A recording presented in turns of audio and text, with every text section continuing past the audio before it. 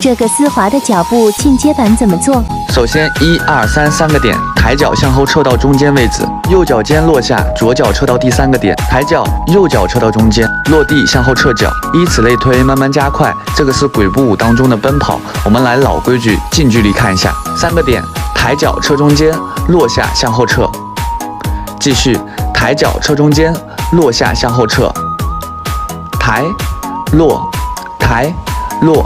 慢慢加快，我们看一下效果。